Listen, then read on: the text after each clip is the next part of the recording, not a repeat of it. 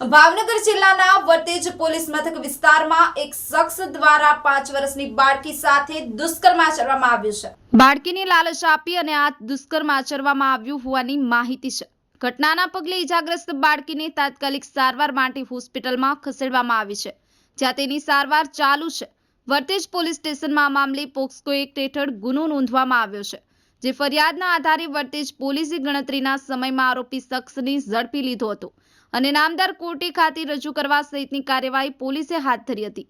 આ ઘટના બાળકોની સુરક્ષાની દ્રષ્ટિએ લોકોએ જાગૃત થવું જોઈએ અને પોલીસ તંત્ર દ્વારા પણ કડક પગલાં લેવા જોઈએ। આ ઘટના એક ચેતવણી સમાન છે। દરેક વાલીઓએ પોતાની દીકરીને આવા નરાધમથી દૂર રહે અને કોઈ દીકરીઓને લલચાવી ફોસલાવી લઈ જતા હોય તો અન્ય જાગૃત નાગરિકોએ પોતાની ફરજ સમજી અને આવી ઘટનાઓ અટકાવવા માટે સમાજમાં સંવેદનશીલતા લાવવાની જરૂર છે અને સાથે જ કાયદાકીય પ્રક્રિયાઓને વધુ સશક્ત બનાવવાની પણ જરૂર છે। સંવાદદાતા અલ્પેશ ડાભી, ન્યૂઝ 9 ગુજરાતી, ભાવનગર।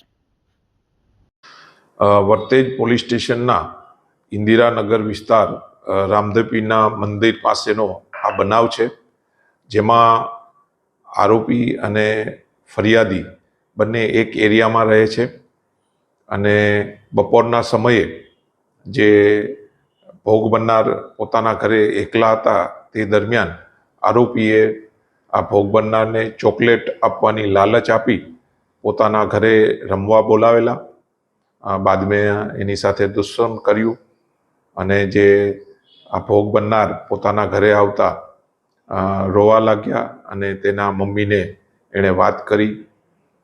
બાદમાં પોલીસના રૂબરૂ આ ફરિયાદ લેવામાં આવ્યું।